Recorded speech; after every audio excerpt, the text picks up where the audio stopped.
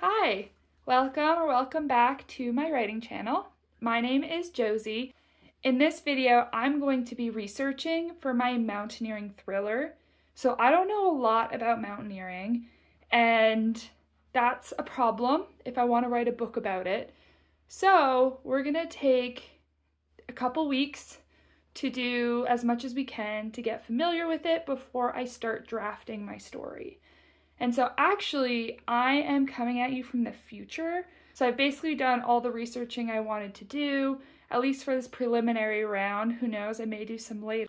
But I didn't do an intro when I was first starting because I really just didn't know where to start. So this is going to be a bit of a chaotic process where I just figure out what I want to do next as it comes. My first starting point was to just read some books that involved mountaineering to try and get me into that zone. And then I ended up doing some Pinterest, some Spotify. I spoke with someone who had expertise in mountaineering and actually did a bit more outlining. In the description, I've listed out the different steps I did if you want to jump around if there's something you're more interested in. But otherwise, I'm going to let Past Josie kick it off. We're going to start our research with rereading two books that I've really enjoyed, both involving mountaineering.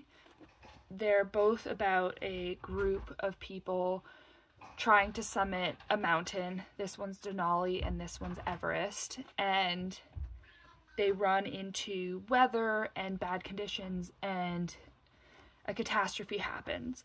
The first one is The Storms of Denali by Nicholas O'Connell. This one's a fiction story. I really enjoyed this one, and I'm really excited to reread it. And it's fiction, so I don't feel quite at the emotional impact in the sense that these aren't real people. But the second one is Into Thin Air, which is really popular, by Jon Krakauer. And this is recounting a real life disaster on Everest. So it's a bit more emotional because this actually happened. There's a lot of really good details in this and in the other one as well of the emotional journey that people go on the mountain and the details of the lived experience. So I'm excited to read those, and I think that they'll help me gain an understanding of what it's like and what the characters could be feeling while they're on their adventure. So yeah, I'm going to start reading them. I don't know. I think I might do Denali first, just because I feel like this one will be a bit more emotional, so I want to save it and do a lighter read to start. I read some of my book last night, and I figured I would share how I'm taking notes and how I'm reading it to try and get the most out of it. So I'm not that far in quite yet. I am on page 59. But what I've done is I have this other little notebook that I got, and I'm taking notes of multiple things. So I'm writing terminology that I think is good related to mountaineering. So for example, cornices, exposure, bivouac, and then also details that I don't know that I would think of as when it comes to this sport. So fingers getting calloused by frostbite, trying to climb in one push versus in stages. I've also written questions. So how does climbing ratings work? Because I have no idea. As well as pressure breathing. Don't know what that is. And then they also talk through a bunch of their equipment. So I've written that down. So basically I'm viewing this as mountaineering has its own language. I'm trying to understand both terminology and concepts. And so anything that I'm like, oh, I want to be able to remember that word that was used for that activity or whatever, I'm keeping it written in here. I'm sitting down to do some more reading today. I haven't really made too much more progress. I think I was at page like 50 something the last time I checked in, and now I'm on 72, 73. But I'm still feeling good, I'm having fun, and in the last few days I've had a decent amount of lab work going on at school. So I'm a grad student, and sorry, it's my cat's meowing as soon as I start talking. And I've had a lot of lab work, so a lot of stuff to do with my hands, so I've thrown on a documentary on my phone while I've been working. So I've watched 2 at this point, both on Netflix. One was 14 Peaks and then Race for the Summit, I think, and they're both documentaries about climbers trying to like achieve either hitting the 14 highest peaks or speed climbing. So people who are climbing to try and beat records of time, which I thought was really interesting. And I haven't been able to take notes on those documentaries, and I don't think I'll go back and do any notes. I feel like it was more for, you know, the vibes, the aesthetic, getting into more of the soul of mountaineering. What is it all about? What does it feel like? So getting a lot of firsthand account from climbers was really good for kind of starting that, because there were moments as I was watching it where I started to get ideas of not primary characters or even secondary characters, but almost tertiary characters, thinking about different backstories, different motives for climbing, different reasons to want to climb. And I even had a bit of dialogue that came to me that I wrote down, and I don't know exactly when I want to use it. It'll probably some point in Act 1. So far, I'm feeling really good about this research and what it's going to do for me when I revisit my outlining. So for today, I'm going to keep reading this book. I don't know if I'll finish it today, hoping to. I read pretty quick, but taking notes slows me down, and I feel like I'm trying to get more than just the story out of this, which is why it's taking me longer. Let's see what I can manage to do today.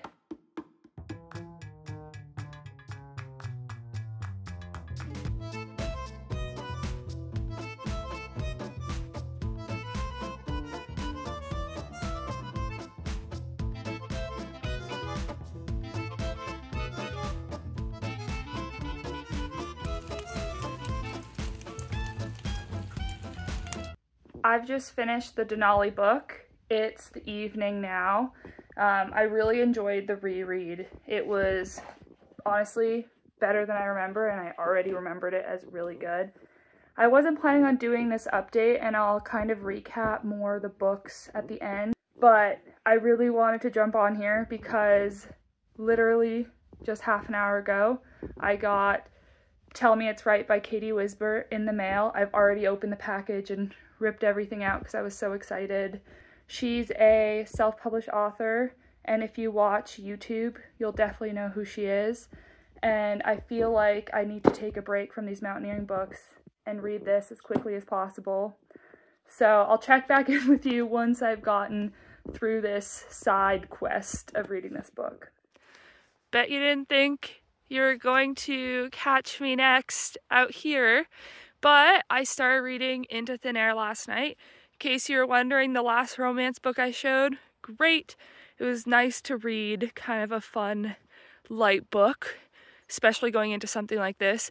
And I've taken it on a bike trip, so we are currently biking. There's our bikes. We're in the tent right here, and we're biking in Denali National Park, and we're gonna bike more today and then head home tomorrow. So it's kind of fun. We're just below freezing. It's nice to read this book out here because I know what the cold's like. My shoes are wet. They have been. We did river crossings yesterday. It's nice to read it and kind of have a bit of that adventure going on as well, to kind of pair, in my mind, the story with my own experience, even though it's nowhere near the level that this book is at.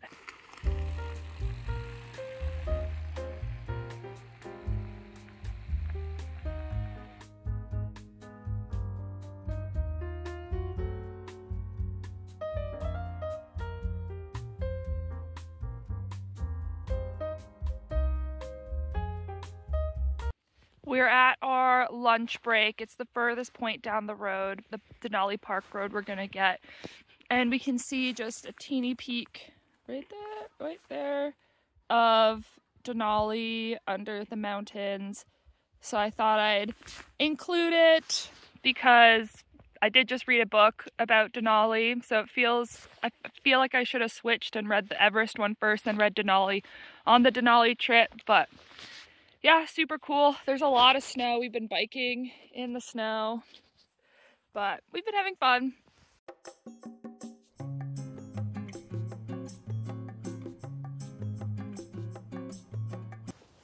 I finished Into Thin Air this morning. I really enjoyed it, but I hesitate to review or talk too much about nonfiction, especially when it involves such a tragedy, because I have a tendency to want to talk about it as a story, but it's a real event with real people that really happened, so that can't really be reviewed in that sense. I found the beginning maybe a little slow as we get lots of different backstories to the different people that were involved in this season's summiting of Everest. But as soon as we start to get more into the climbing, and especially the descriptions of the mountains and almost like the different obstacles they had to go through, it really helped, and I thought of a lot of scenes that I want to have happen in my story, especially near the end. There was a lot of discussion in this book about guiding and Sherpas, because this is Everest, that won't really be as pertinent to my story. But one of the things I was thinking a lot about, especially near the ending, as everyone was needing to be rescued or to help other people, was the idea of self-preservation. And I think that it's really interesting to think about that in the context of mountaineering, because mountaineering is a voluntary activity. You made the decision to put yourself at risk to go onto the mountain to see these things, and it is a pastime. People go on vacation to do this. But when you get in trouble, when you get injured, there are people like your guides who may be considered responsible for you. But if you're another client or if you're another climber on the mountain, is it really your duty to take care of someone who's in need? And of course, human nature, yes, we take care of the people around us, but if that person saving them then puts you in danger, is it fair to hold them accountable to help save that person? And I'm not saying yes or no to that at all. I think it's a really delicate subject, and it's just something that I thought a lot about because I come from British Columbia, North Vancouver, and we have these beautiful mountains behind us, and every once in a while people will get lost or stuck in those mountains, and it's North Shore Rescue that has to go and save them. And oftentimes the people doing the rescuing are putting themselves in danger to do that. And it's just an interesting thought of, this isn't you don't need to be in the mountains. You don't need to put yourself in danger to do this. It's a risk you're taking, and when you're in trouble, you're then involving other people into that risk that you've created. I was thinking about going to the library to pick up more mountaineering related books, but I feel like these two books have really given me a solid basis for what I really need to know for my story. And I'm also super hesitant to go too deep into world building, because I feel like you can fall down all these rabbit holes and then never end up writing. That's not really my issue because I'm always impatient to start writing. Research isn't boring to me, but it's definitely not my favorite part of the process. And then as things come up, or in my revisions later, months from now, I can do more research if I need to. And I'm really interested in more fleshing out the world, the mountain that they're on, the community that's coming together to participate in the mountaineering event that's going on in my story. So I think I'm going to start leaning more towards that and put to rest my books.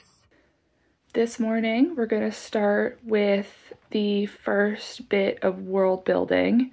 And so after reading those two books, both of them had very distinctive mountains. I mean, they're real mountains in those books. They took Denali and they took Everest. And I've been debating in my story whether I want it to be a real mountain I'm basing it off of, or if I want to create my own, because there's really interesting landscapes that were described in both books and on other mountains. So I almost want a Frankenstein my own together, and that'll also help me because I can pair that up with my outline. And so when key moments need to occur, you know, if there's frustration between people, if people need to collaborate or work together to get through a certain difficult section, I can make sure that the mountain actually looks that way and that it facilitates those plot points. So I'm almost thinking of this as the mountain being its own character. I've never designed a mountain before. I'm not very artistic. I literally just have a blank page in front of me. It's where I've been taking all my book notes. And I'm just gonna sit down. I have my computer with me so I can look up and get some visuals. Maybe I'll go on Pinterest and hopefully take the next half hour. I really don't know how long this will take, and try and draw myself a mountain. It is about 45 minutes later and I've finished my first draft of my mountain.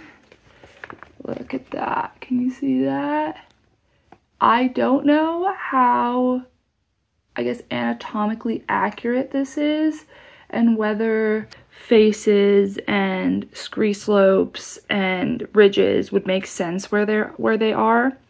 But what I'm relying on is when I write this, that less is more, and I don't have to provide a map with my story.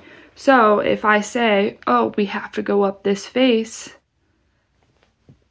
the reader won't know that there's potentially another route that might make more sense because I won't give them the option to think about it. So I'm feeling pretty good about what I've got here. I'm a little bit hesitant about some of the names. So right now I'm kind of naming it like the Western Call, the Southeast Ridge, the North Face. And I don't know if I want to give them, you know, specific names named after specific things or people or whatever. And I also don't have a name for the mountain, which is kind of pivotal for all of this. So if you have any suggestions for mountain names, please leave them in the comments because I don't like naming things at all. It stresses me out.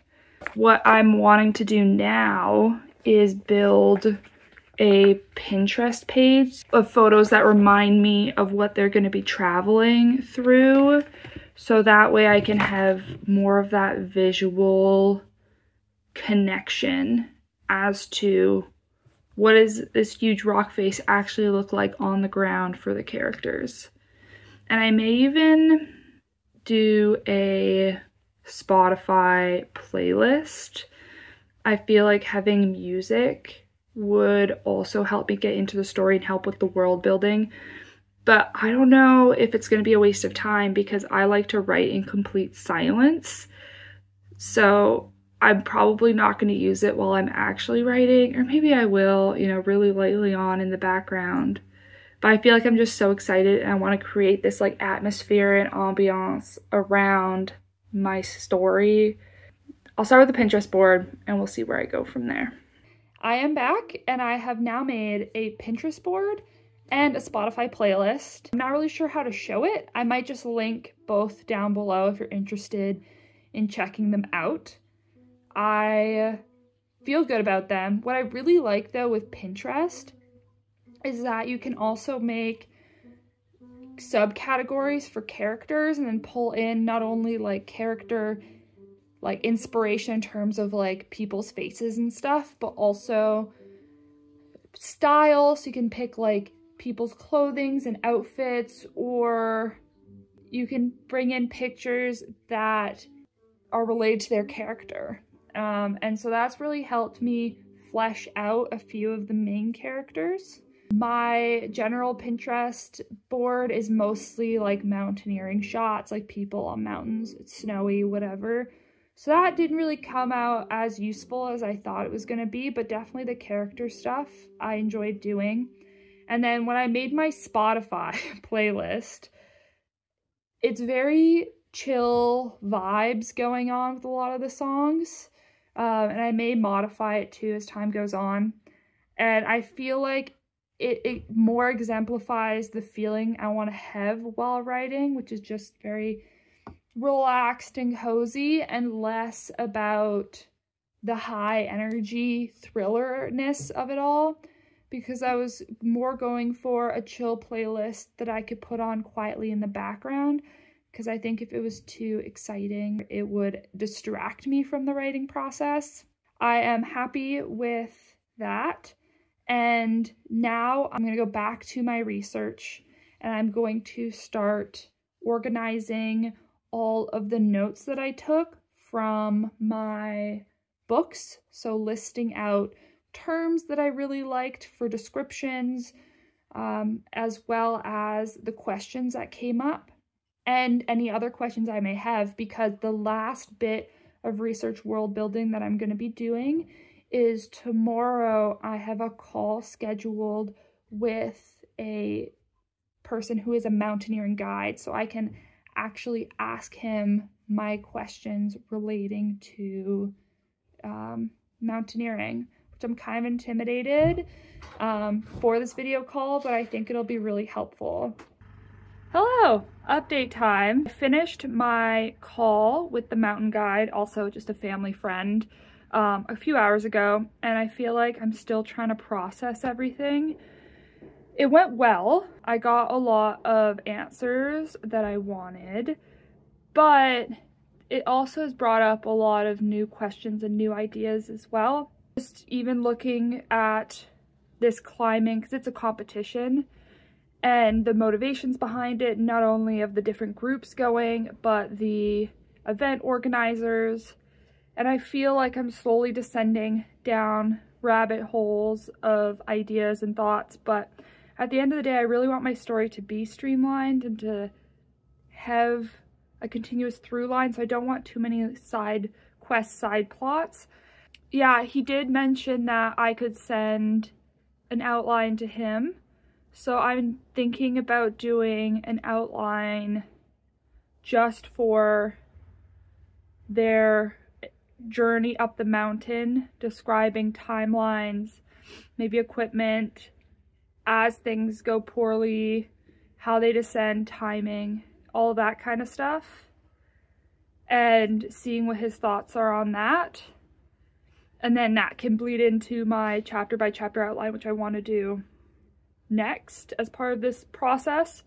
It went well, but again, I feel like I'm like too tired to really like formulate my thoughts properly, but I did want to get my reaction to how it went closer to the time, so I may have more thoughts later on. I think it was a really useful exercise, and I think as well, like, cataloging this process on YouTube has also forced me to think a lot more about my process and cut less corners, because if I wasn't doing this online and showing you everything, who knows if I would have had the confidence to go into a meeting like that, even though it's someone, you know, that my family knows and I know growing up, just because I feel like I get not embarrassed, but whenever someone's told me, oh, I saw your first video, or oh, you're a writer, can I read? I always get so embarrassed, or like I start blushing,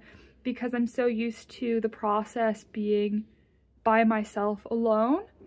And so starting this journey, posting online and letting other people in has been really interesting for me. I'm still not quite sure how I feel about it yet. We're doing good, and I'll probably start working on that outline now.